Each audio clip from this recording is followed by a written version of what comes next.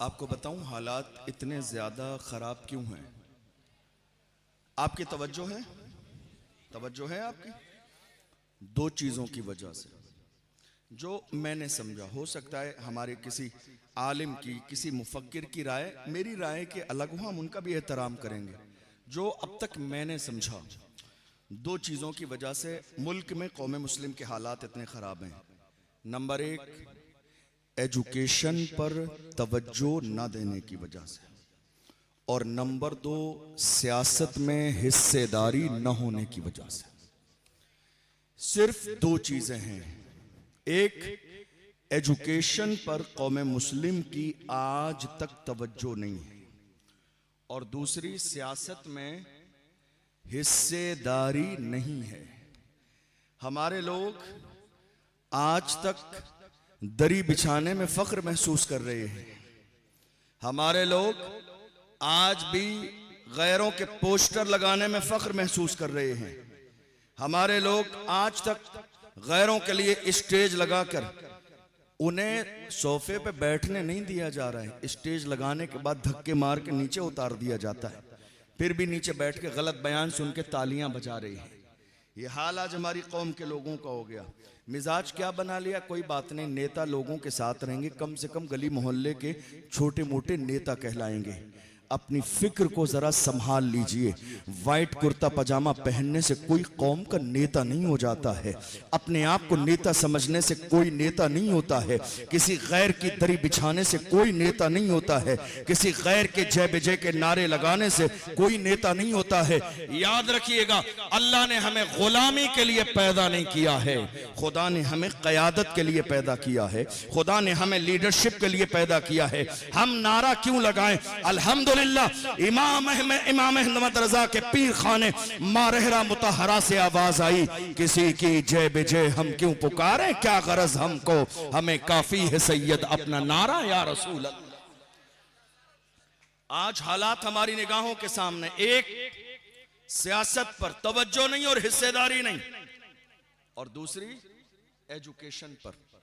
आपको बताऊं, मैं 75 साल का जमाना गुजर गया इस मुल्क को आजाद हुए, और इतने लंबे जमाने में है कोई आपके पास सियासी प्लेटफॉर्म? नहीं है। कोई आपकी अपनी सियासी आवाज? नहीं है। कोई आपका सियासी रहनुमा और कायद?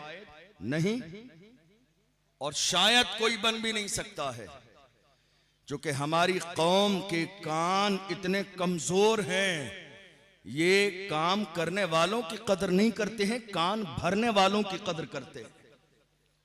कान इतने कमजोर हैं हमारी कौम के, और बाज़ाब्ता अपने ही लोगों के खिलाफ एक मुनज़्ज़म साजिश का जाल बुन के तैयार कर देते हैं।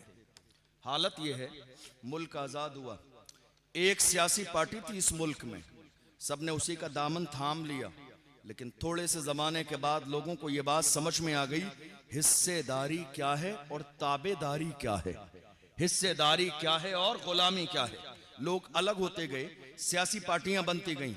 तन्हा मुसलमान 75 सालों में आज तक इस इंतजार में है कि साहब हमें वफादारी का सर्टिफिकेट मिल जाए, लेकिन ना मिला है आज तक और ना मिलेगा कयामत तक। याद रखिएगा, आप अपने जहन को जरा सा कुशादा कीजिए, हालात का जायजा लीजिए। आज अगर इस मुल्क में एक कुत्ता मर जाए तो बाज़ाब्ता न्यूज उसकी भी अखबार में आ जाती है। अगर आज जरा सी बात हो जाए तो हमारे लोग, हमारे नेता आज के जमाने में अपने बाज़ाब्ता ट्विटर अकाउंट पर अफसोस जाहिर कर देते हैं। जरा सीने पे हाथ रख के मुझे बताइए, हुजूर की शान में गुस्ताखी होती रही, है कोई नेता बोलने वाला दो जुमले? किसी ने अपने सोशल अकाउंट पर दो जुमले कहे हों, किसी ने ट्विटर अकाउंट पर अफसोस के दो जुमले कहे हों, हुजूर की शान में गुस्ताखी हो गई, कोई एक जुमले बोलने वाला नहीं।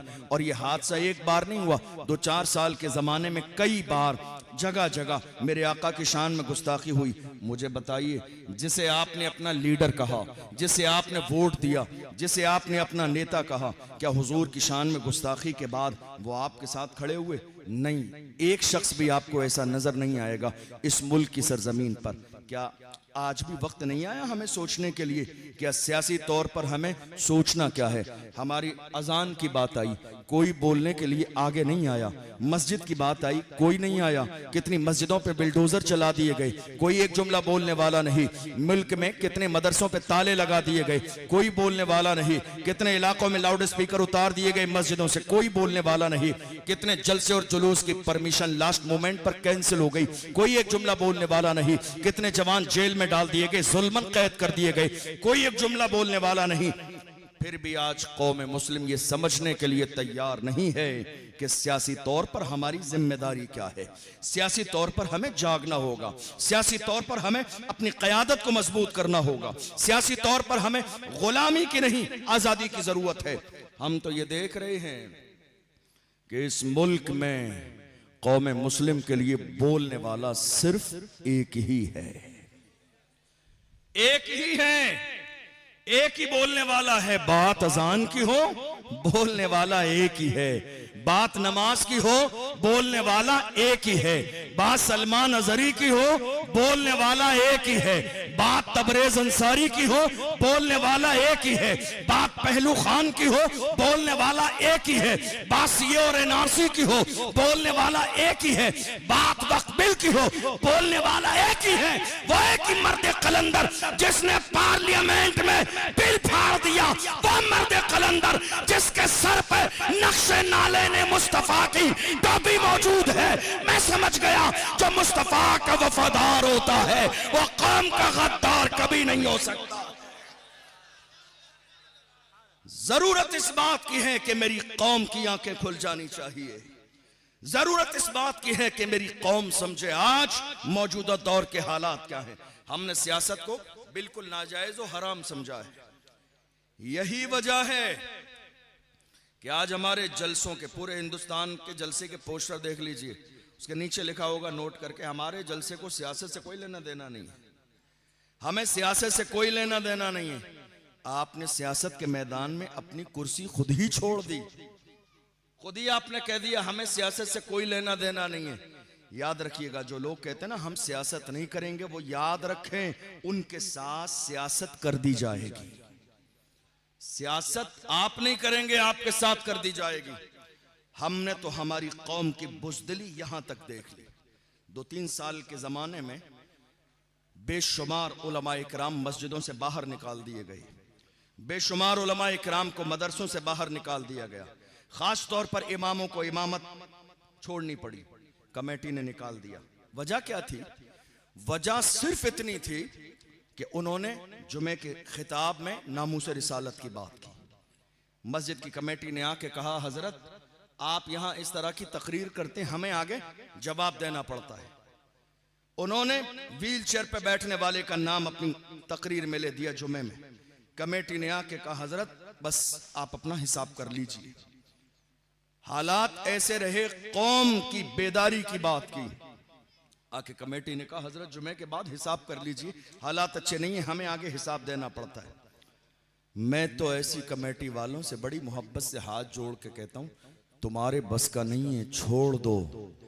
ये नामर्दों की जगह नहीं है, ये बुज़दिलों की जगह नहीं है, छोड़ दो, तुम्हारे बस का नहीं है। ये मनसब, सदारत और क़यादत और जो है सेक्रेटरी और खजांची, छोड़ दो, तुम्हारे बस का नहीं है। किसी सलाहुद्दीन अय्यूबी के गुलाम के हवाले कर दो, किसी सलाहुद्दीन अय्यूबी के गुलाम के हवाले कर दो। और याद रखो, ये कोई फर्जो वाजिब नहीं है। जब तक तुम्हारी सांस चलती रहेगी, तुम सदर रहोगे, सेक्रेटरी रहोगे, खजांची रहोगे, कोई फर्जो वाजिब नहीं है। अरे कुर्सी है तुम्हारी, ये जनाजा तो नहीं है। कुछ कर नहीं सकते तो उतर क्यों नहीं जाते? कुर्सी है तुम्हारी, ये जनाजा तो नहीं है। कुछ कर नहीं सकते तो उतर क्यों नहीं जाते? उसके हवाले कर दो। अल्लाह ने जिसके सीने को सलाहुद्दीन अय्यूबी की तरह जरूरत दी हो। आज हालात क्या हैं? हमारे अंदर खौफ पैदा करने की कोशिश करने वाले लोग गैर नहीं, हमारे अपने। ये ज्यादा अफसोसनाक सूरत हाल है। और दूसरी तरफ हमने तवज्जो नहीं दी एजुकेशन पर। मैं ये बात बारहा कहता हूँ, आज फिर आपसे कहता हूँ। तकरीबन मेरा ख्याल है 1.25 साल के करीब का ज़माना गुजर गया। पौने 2 साल पहले महाराष्ट्र की सरजमीन पर एक हादसा हुआ था। पूरे मुल्क को मालूम है, आपके जहन में भी है। हमारी एक बहन को, मुस्कान को, कॉलेज से बाहर निकाल दिया गया। याद है आपको? किस किस को याद है? जरा हाथ उठाइए। सबको याद है, अल्हम्दुलिल्लाह। हमारी बहन कॉलेज से बाहर निकाला। वजह क्या थी? वजह क्या थी? कहा हिजाब अगर लगाना है तो यहां पढ़ने नहीं दिया जाएगा। मैं तो सलाम पेश करता हूं उसके वालिदैन को जिन्होंने तरबियत ऐसी की। मुस्कान ने कहा एग्जाम छोड़ना गवारा है, हिजाब छोड़ना गवारा नहीं। तालीम छोड़ना गवारा है, हिजाब छोड़ना गवारा नहीं है। उस वक्त हमारी कौम का सर शर्मिंदगी से झुका हुआ था। क्यों? क्योंकि बदल पेश करने के लिए हमारे पास कोई चीज नहीं थी जो हम ऐलान करके कहते उत्तर प्रदेश की सरजमीन से कि मुस्कान, अगर महाराष्ट्र में पर्दे का इंतजाम नहीं तो हमारे यहाँ कॉलेज है। हमारे पास ऐसा इंतजाम नहीं था। पूरे मुल्क में हमने नारा लगाया 1 साल बाद में गुजरेगी, मुल्क के कोने कोने पे हम बेटियों के लिए बाज़ाब्ता स्कूल और हॉस्टल बना देंगे। आज पौने 2 साल का जमाना गुजर गया, बना कोई स्कूल नहीं, कोई कॉलेज बना नहीं, कोई हॉस्टल बना लड़कियों के लिए नहीं, कहीं मुस्कान के लिए कोई इंतजाम हुआ नहीं। बात यही तो है कि हम सिर्फ नारे लगा रहे हैं। हालात बदलने के लिए प्रैक्टिकल मैदान में उतरना जरूरी होता है। सलाहुद्दीन अय्यूबी ने सिर्फ नारे नहीं लगाए, वो जाके मस्जिद अक्सा के सामने खड़े हो गए थे। अर्तुगरुल गाजी ने सिर्फ जिंदाबाद के नारे नहीं लगाए, छोटा सा लश्कर लेके चले थे। जमाना कहता था अर्तुगरुल गाजी तादाद कम है, दुश्मन ज्यादा है, तो वो मर्द कलंदर नारा लगाता था हमारा भरोसा तीर और तलवार पर नहीं है, हमारा भरोसा है तो खुदा की जात पर है, हमारा भरोसा है तो परवरदिगार की रहमत पर है। दुनिया ने पुकार के कहा था मैं अकेला ही चला था जानिबे मंजिल, मगर लोग मिलते गए और कारवां बनता गया। आज हमारी जिम्मेदारी क्या है? हम सिर्फ नारे लगाते रहे? नहीं मेरे अजीजों, नारे भी लगाइए लेकिन प्रैक्टिकल काम करने की प्लानिंग कीजिए। हालात कभी नहीं बदलेंगे। और दूसरी बात बताऊं, जब इलेक्शन का जमाना आता है, दुनिया की सारी कौमें, तवज्जो है आपकी, परेशान तो नहीं हो रहे हैं आप? मेरी बात समझ आ रही है आपको? दुनिया की सारी कौमें आज के ज़माने में जब इलेक्शन का ज़माना आता है तो उनकी पूरी एक फाइल तैयार होती है। बहुत संजीदगी से सुनिए, पूरी एक फाइल तैयार होती है उनके मुतालबात कि साहब उन्हें अपने नेता से क्या क्या चाहिए, जिसके बदले में पूरी कौम एक जगह वोट देगी। अफसोस इलेक्शन की रात तक कौम मुस्लिम में यह फिक्स नहीं होता है कि मुसलमान किधर जा रहे हैं। आखिरी रात तक हमारे यहां यह तय नहीं होता है। और दूसरी बात, हमें लंगर खाने की ऐसी आदत पड़ी हुई है कि हम इलेक्शन के वोट में भी, घर में 10 वोट हैं तो कसम खाने के लिए 10 वोट खराब कर दिए जाते हैं। एक वोट इसको, एक इसको, एक इसको, और कहा जाए कहते हैं साहब कसम खानी पड़ती है। कसम क्यों खानी पड़ती है? तुम जिस मुल्क में रहते हो, ये हिंदुस्तान किसी के बाप की जागीर नहीं है। समझो इस बात को। कुर्सी पर कोई भी बैठे राजा तो मेरा ख्वाजा है, तुम किसी के गुलाम नहीं हो। अल्लाह ने तुम्हें आजाद बनाया है। तुम ये मत सोचो कसम खानी पड़ती है। तुम ये देखो राफूस रिसालत के लिए खड़ा होने वाला कौन है, हुजूर की इज्जत के लिए खड़ा होने वाला कौन है, मस्जिदों के तहफ्फुज के लिए खड़ा होने वाला कौन है, कौम के लिए, मिल्लत के लिए खड़े होने वाला कौन है। जो खड़े होने वाला है, सपोर्ट सिर्फ उसका होना चाहिए। हमने क्या किया? आखिरी रात तक तय नहीं किया। और जब इलेक्शन का दिन आया तो हमने, कितने लोग हमारे दरमियान ऐसे हैं, ये वो तकरीर है जो मैं कर रहा हूं, उलमा करते नहीं है या तो, या उन्हें करने नहीं दी जाती है। लेकिन याद रखिएगा, ये बात अगर आज के जमाने में बताई नहीं गई तो हालात और ज्यादा खराब होने वाले हैं। आप क्या सोच रहे हैं? आपका एक वोट ये एक गवाही है। आपका एक वोट 5 साल का आपका फ्यूचर तय करता है। और आज तो हालात ऐसे हो गए, अब बात सिर्फ 5 साल की नहीं रही, अब तो ये कई साल के इलेक्शन पर जा रही है एक वोट के जरिए। ये बात हमें समझनी पड़ेगी।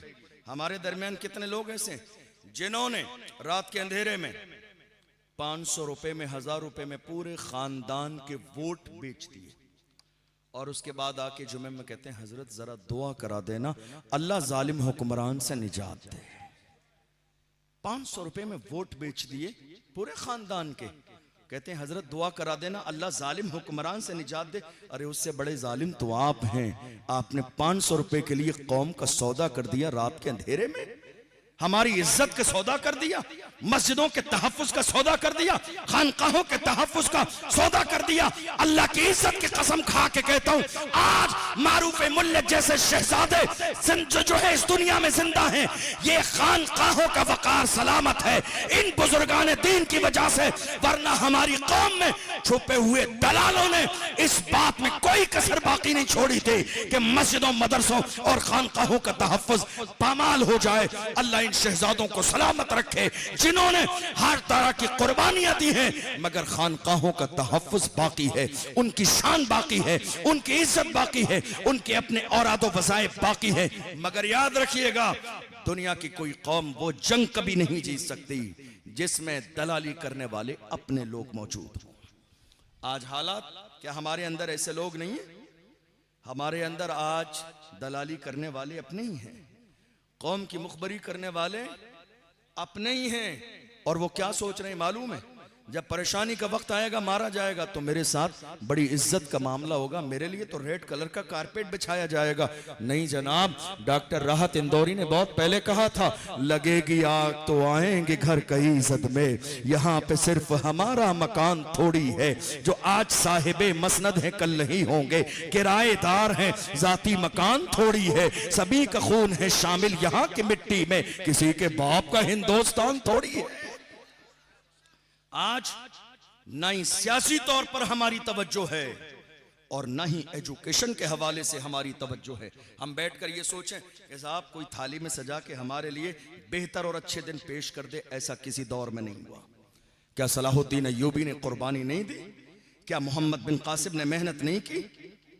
क्या अर्तुगरुल गाजी ने मेहनत नहीं की? क्या सल्तनत उस्मानिया कायम करने के लिए उस्मान गाजी ने कुर्बानियां नहीं दी? क्या टीपू सुल्तान ने इस मुल्क की आजादी के लिए कुर्बानियां नहीं दी? हालात ऐसे थे टीपू सुल्तान के महल में, जब कौम की दलाली करने वालों ने अंग्रेजों को दाखिल कर दिया था, और जब वो दाखिल हुए तो लोगों ने आके कहा था, टीपू अब जान बचाने की कोई सूरत नहीं है, अपनी तलवार अंग्रेजों के कदमों में डाल दे। ऐसे आलम में टीपू सुल्तान ने कहा था, मैं वो हूं जिसकी मां ने बगैर वुजू के कभी दूध नहीं पिलाया है।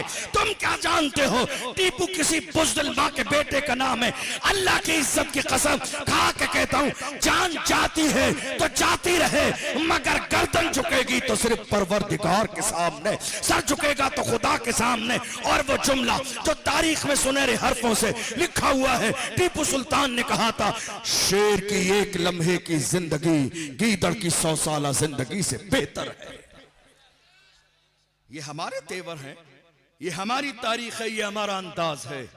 आज ये तेवर आपके क्यों नहीं है मालूम है आपको? सिर्फ इसलिए कि आपने कमजोर खुद अपने आप को किया है। हमारे यहां क्या होता है मालूम है? आपको एक बड़ी अच्छी बात बताऊं, क़यादत और लीडरशिप इसका कोई प्रोफेशनल डिप्लोमा नहीं होता है, समझे? हालांकि हमारे यहां डिप्लोमे वाले लोग भी मौजूद हैं, लेकिन प्रोफेशनल कोई डिप्लोमा नहीं होता इसका। ये एक सलाहियत है, एक क्वालिटी है, अल्लाह जिसको चाहता है अता फरमाता है। तो जिसके अंदर कौम को लीड करने की सलाहियत है, हमारी जिम्मेदारी क्या है? उसको आगे बढ़ाएं, मान ले और हम उसके पीछे हो जाएं। आज हमारे यहाँ हो क्या रहा है? कौम मुस्लिम में आज कोई किसी को बड़ा मानने के लिए राजी नहीं है। कौम मुस्लिम में कोई किसी को बेहतर मानने के लिए तैयार नहीं। कौम मुस्लिम में कोई किसी के पीछे चलने के लिए तैयार नहीं। हर शख्स का अपना झंडा अलग है, हर शख्स का अपना नारा अलग है, हर शख्स का अपना बैनर अलग है, हर शख्स का अलग अंदाज है। ईद मिलादुन नबी के जुलूस में आप देख लीजिए हमारे कितने रंग के झंडे और बैनर और फ्लैक्स लगे हुए हैं, सबकी ड्रेसें अलग, सबका रंग अलग, कोई नीला है, कोई पीला है, कोई लाल है, कोई गुलाबी है।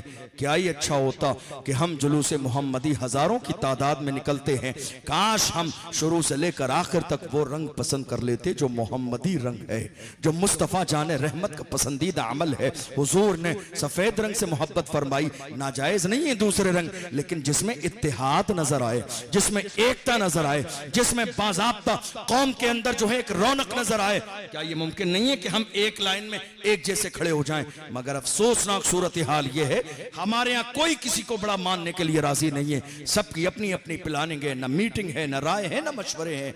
और आपको बता दूं बड़ी माजरत के साथ, हमारे यहाँ अगर किसी मौजू पर, चाहे मसला नामूस रिसालत का हो, चाहे अजान या मस्जिद का हो, हालात हमारे यहाँ इस तरह के बने हुए हैं, मीटिंग से पहले भी एक मीटिंग होती है और मीटिंग के बाद भी एक मीटिंग होती है। मीटिंग से पहले भी एक मीटिंग होती है, कुछ लोग पहले ही तैयारी करके आएंगे, और आप अगर मीटिंग कर लीजिए इत्तेफाक राय के साथ, उसके बाद भी कुछ लोग मीटिंग करेंगे। क्यों? क्योंकि उन्हें आपके पीछे नहीं चलना है। मैं आपसे अर्ज कर रहा था, कोई वाइट कुर्ता पजामा पहनने से कौम का नेता नहीं होता है। आज हमारे यहाँ लोगों का मिजाज तो यही है, बहुत अच्छा कुर्ता पजामा पहन लिया, कलफ लगा हुआ, साहब कौम के नेता हैं। ये कौम के नेता, ईद मिलादुन नबी का मौका आया, एक बड़ा सा 10 बाई 12 का फ्लेक्स बना के रोड पे लगा दिया, जिसमें सबसे बड़ा फोटो जनाब का है। हम समझ गए ईद की मुबारकबाद मकसूद नहीं, आपका चेहरा चमकाना मकसूद है। बहुत बड़ा फ्लेक्स लगा दिया, साहब ईद मुबारक हो। अरे जालिमो, तुम्हारी मुबारकबाद देने से ईद मुबारक नहीं है। आज तुम फ्लेक्स लगाने के लिए रोड पे आ गए कि साहब कौम के नेता हैं। तब कहां गए थे जब मेरे रसूल की इज्जत को पामाल किया जा रहा था? तब कहां थे जब हुजूर की शान में गुस्ताखी की जा रही थी? तब कहां थे जब कौम मुस्लिम के घरों पे बिल्डोजर चल रहा था? तब कहां थे जब मस्जिदों को तोड़ा जा रहा था? तब तुम्हारी जबान से एक जुमला नहीं निकला आज कौम को यह समझाने के लिए कि हम कौम के नेता हैं। आप मैदान में आ गए हैं। नहीं मेरे अजीजों, आज जिम्मेदारी कौम मुस्लिम की है। हमें यह समझना पड़ेगा अपना कौन है, बेगाना कौन है, किसका काम अपनी जात के लिए है और किसका काम मुस्तफा के दीन के लिए है, किसका काम कौम के लिए है। आज हालात हमारी नजर के सामने हैं, दिन ब दिन खराब होते चले जा रहे हैं। याद रखिएगा, मैं 2 जुमलों में अपनी बात को समझाऊं। हालात इतने खराब क्यों है जानते हैं आप? हम जब बेहतर थे तो हमारे हालात बेहतर थे। तवज्जो है आप? तवज्जो है आपकी? हम जब बेहतर थे तो हमारे हालात बेहतर थे। हम जब खराब हुए तो हमारे हालात खराब हो गए। इसका नतीजा क्या निकलेगा मालूम है? हम जिस दिन बेहतर हो जाएंगे हमारे हालात भी बेहतर हो जाएंगे। दुनिया की तमाम कौमों का सबसे कीमती सरमाया उस कौम के जवान होते हैं, और यह कीमती सरमाया हमारे पास भी है। आज आप देख लीजिए, जलसे से लेकर जुलूस तक तादाद किसकी ज्यादा है? पहले होता था जलसों में सिर्फ बुजुर्ग नजर आते थे। अल्हम्दुलिल्लाह आज 95% हमारे जलसे जुलूस में सिर्फ हमारे जवान नजर आते हैं। इसका मतलब है कि बेदारी है, जाग रहे हैं, हुजूर की नामूस के लिए खड़े हैं, लेकिन काम जरा तरीके से करने की जरूरत है। इंशाअल्लाह जल्द इनकलाब आ सकता है अगर कौम के जवान वैसे हो जाएं जैसा कि मुस्तफ़ा जान रहमत सल्लल्लाहु अलैहि वसल्लम ने बनाना चाहा। दुनिया की हर कौम नाज करती है तो अपनी कौम के जवानों पे नाज करती है। दुनिया की हर कौम अगर फख्र करती है तो अपने जवानों पर फख्र करती है। ये जवान बहुत बड़ी तादाद में हमारे पास भी हैं, मगर अफसोस कि मेरी कौम के जवानों को जहां खड़े होना चाहिए था जवान वहां खड़े नहीं हैं। तादाद बहुत बड़ी है, लोग बहुत ज्यादा हैं, फहरिस्त बहुत बड़ी है, हजारों लाखों की तादाद में हमारे पास ये नेमत अल्लाह ने हमें अता फरमाई है, लेकिन जवान जहां खड़े होने चाहिए थे वहां नहीं खड़े हैं। अफसोस हालात इसलिए नहीं बदल रहे, बेहतर हालात इसीलिए नहीं हो रहे, हमारे जवान वहां नहीं खड़े जहां होना चाहिए। आपको बताऊं, रात के 3 बजे शराब के ठेके पर हमारे जवान, रात के 4 बजे जिना के अड्डे पर हमारे जवान। उम्र बताइए जनाब कितनी है? शराब के ठेके पर जो जवान हैं 18 साल की उम्र है, 17 साल की उम्र हमारे जवान। शराब के ठेके पर हमारे जवान, जिना के अड्डे पर हमारे जवान, नशे के लिए हीरोइन यूज कर रहे हैं। एमडी जैसी बीमारी आज हमारे समाज में आ गई है। कितने लोग तो ऐसे हैं नाम बदल के, और उलमा से कहते हैं अरे नहीं नहीं हजरत ये एनर्जी ड्रिंक है, नशा नहीं होता इससे। याद रखिएगा, नाम बदल देने से शराब की हुर्मत खत्म नहीं होती है। जो शराब है वो शराब है, जो नशा आवर चीज है वो चीज है, याद रखिएगा। आप नशा कर रहे, कितने लोग तो ऐसे हैं डीजल और पेट्रोल सूंघने के बाद वो उसी नशे में धुत में पड़े हुए हैं। तुम्हारा लेवल इतना डाउन हो गया, तुम्हारा ग्राफ इतना कमजोर हो गया, पेट्रोल और डीजल सूंघने के बाद नाली और नाले के करीब पड़े हुए हैं नशा करके। मैंने किसी भी जमाने में अपनी कौम के जवानों को नशा करने से मना नहीं किया है। मैं तो हमेशा कहता हूं आप खुल के नशा कीजिए, नशा करने से मना कौन करता है, खुल के नशा किया करो। लेकिन ये लोकल वाला नशा मत किया करो, ब्रांडेड नशा किया करो। ये लोकल वाला नशा नहीं जिसको करने के बाद लोग नाली और नाले के दरवाजे पे पड़े रहते हैं, नालियों के करीब, न जाने अपने घर के अंदर की बातें लोगों में दुनिया के लोकल नशे की बुनियाद पर बयान कर देते हैं। अरे मना किसने किया है तुमसे? मैं कहता हूं नशा करो, खुल के नशा करो, मगर वो नशा जो बिलाल हबशी ने किया, जो सलमान फारसी ने किया, जो सुहैब रूमी ने किया, जो हजरत अम्मार ने किया। हालत ये थी बिलाल हबशी को मारा जाता था, घसीटा जाता था, फिर भी कहते थे तू हो के तुरशुरू मुझे काली हजार दे। ये वो नशा नहीं जिसे तुरशी उतार दे। इश्क रसूल का नशा करो, मोहब्बत रसूल का नशा करो, हुजूर की गुलामी का नशा करो, हुजूर की वफादारी का नशा करो। जिस दिन तुम सही माना में मोहब्बत रसूल का नशा करोगे, तुम्हारी कामयाबी का वो पहला दिन होगा। हमारे जवान कई बार मेरे पास आते हैं, आप जिस अजीम जात के नाम पर इस कॉन्फ्रेंस में शरीक हैं, हुजूर फजले रहमा, उनकी शान जानते हो? उनकी शान ये थी कि वो लगातार मुस्तफा जान रहमत का दीदार करते थे। मेरी कौम के कई जवानों ने मुझसे कहा हजरत कोई ऐसा वजीफा बताइए। तवज्जो है आपकी? मैं बस 10-15 मिनट में अपनी बात मुकम्मल कर रहा हूं, ज्यादा परेशान नहीं करूंगा आपको, और भी बहुत सारी फहरिस्त लंबी है। आखिरी चंद बातें कह रहा हूं आपसे, तवज्जो दीजिए आप। कई नौजवानों ने कहा हजरत कोई वजीफा बताइए। मैंने कहा किस चीज का? कहा हजरत वजीफा बताइए, हम ये चाहते हैं कि हमें ख्वाब में हुजूर का दीदार हो जाए। बात तो बहुत अच्छी है, लेकिन मैं आपसे सिर्फ इतना कहना चाहता हूं, तंज नहीं है मेरा आप पर, आप मेरे अपने हैं, मेरी जिम्मेदारी है आपको एक जहन दूं। हुजूर का दीदार करना चाहते हैं आप? जरा आंखों पर कभी गौर किया? क्या हमारी आंखें उस काबिल हैं कि हम हुजूर का दीदार करें? सोचिएगा क्या कहने लगा हूं। हुजूर के दीदार की तमन्ना है आपको? कौन नहीं चाहता है? हम तो हमेशा कहते हैं, सुना है आप हर आशिक के घर तशरीफ लाते, मेरे घर में भी हो जाए चरागा या रसूल अल्लाह। हम तो ये पढ़ते ही हैं, लेकिन आप तमन्ना कर रहे हैं ख्वाब में दीदार हो जाए, मेरी आंखें हुजूर को देख लें। जरा अपनी इन आंखों पर गौर कीजिए, आंखें कितनी अजीम होती हैं। मेरे इमाम ने कहा जिस तरफ उठ गई दम में दम आ गया, उस निगाहे इनायत पे लाखों सलाम। ये आंख है, ये नजर कितनी अजीम होती है। क्या दिल पे हाथ रख के सोचिए, क्या हमारी आंखें इस काबिल हैं कि हम हुजूर का दीदार करें? वो करम फरमा दें तो बड़ी बात नहीं है, लेकिन हमारी आंखें सुबह से लेकर शाम तक आज गुनाह के मंजर देख रही हैं। हमारी आंखें आज सोशल मीडिया पर इन रील्स के जरिए हजारों ऐसी नाजायज और हराम चीजें देख रही है जो किसी भी दौर में किसी भी कलमा पढ़ने वाले के लिए जायज नहीं है।